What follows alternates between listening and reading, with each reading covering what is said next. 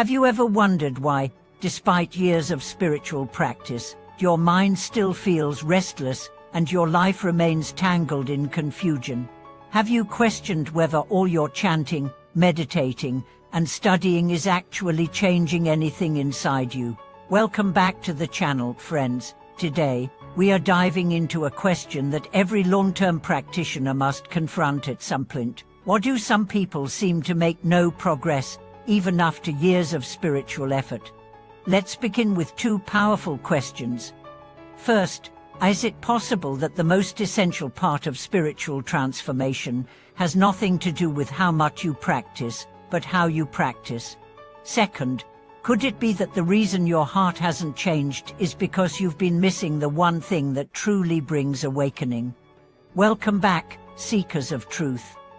This video isn't about spiritual techniques or rituals, it's about the deep orientation that makes those techniques effective. We'll explore why your practice might feel dry or mechanical, why results seem elusive, and what shift you need to make to unlock true transformation. We'll take guidance from ancient wisdom, powerful personal stories, and the unshakable truths revealed by those who've walked this path before.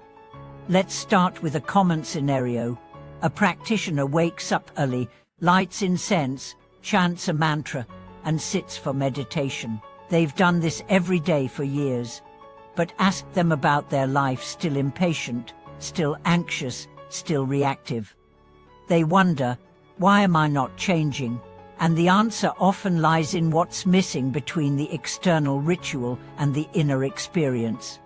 In many traditions, it is taught that the outer form is like a boat, but a boat without direction can drift endlessly.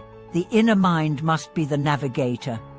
And the key to effective practice is not repetition, but intention. Not performance, but presence. The Buddha warned of this very trap. He said that clinging to rituals without wisdom is one of the factors that binds beings to suffering. Think about that: rituals themselves can become attachments. We perform them to feel good, to gain merit, or even to escape guilt.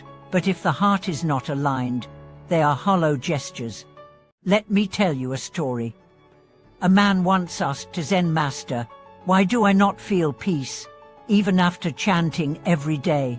The master replied, "Because you chant with your mouth, not with your heart." The man was confused. "But I recite sincerely." The master said, "Then show me the silence after the words." That is where sincerity lives. That silence, attention, awareness, presence, is the essence of transformation. Without it, spiritual practice becomes routine, and routine without reflection breeds stagnation. Another reason many practitioners feel stuck is because they treat practice as a transaction. If I chant 108 times, I should feel better. If I go to temple every week, my karma should improve. But the path of awakening is not a vending machine. You cannot insert coins of effort and demand enlightenment. The universe responds to sincerity, not scorekeeping. Imagine watering a seed. You don't pull it up every day to check if it's growing. You trust the process, but you also ensure the soil is fertile.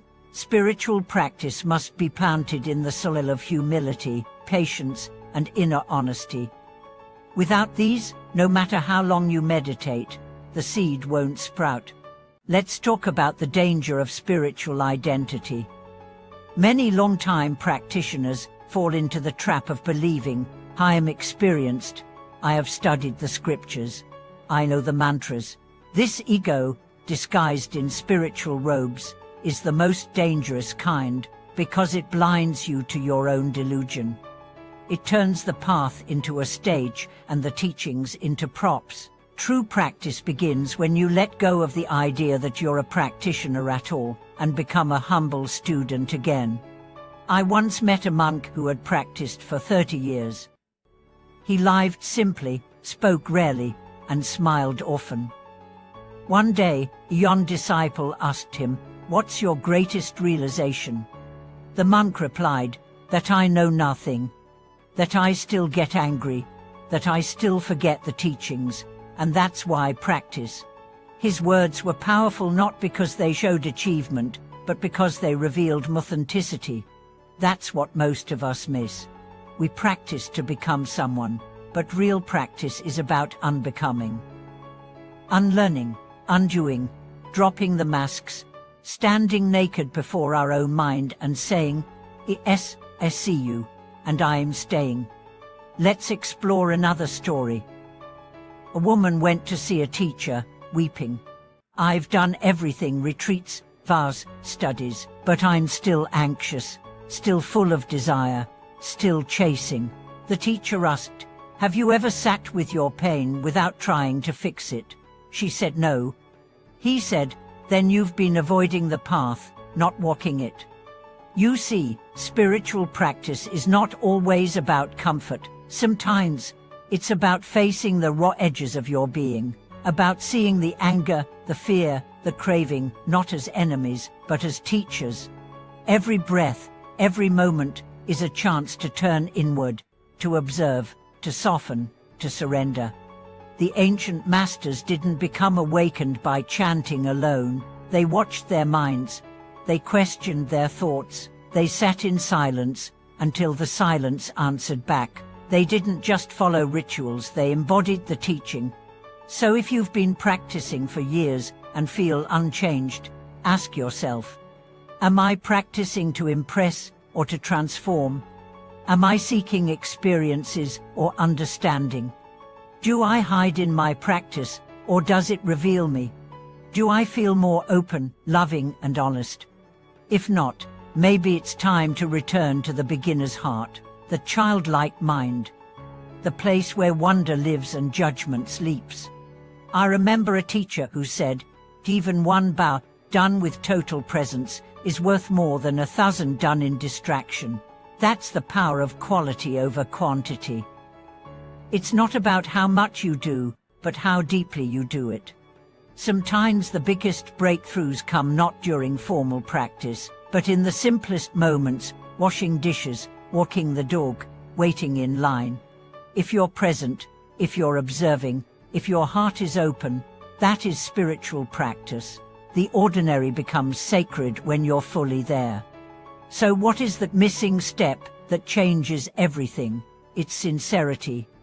Raw, honest, unfiltered sincerity. Not towards others, but towards yourself.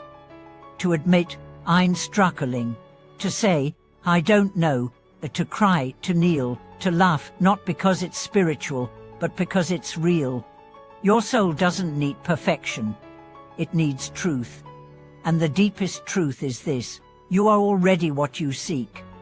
Your practice is not to become something new, but to remember what you already are and to remove what hides it. So, friends, if your practice feels stagnant, dry, or frustrating, don't give up. Go deeper. Strip away the layers. Make your practice a conversation, not a performance. Let it break you open.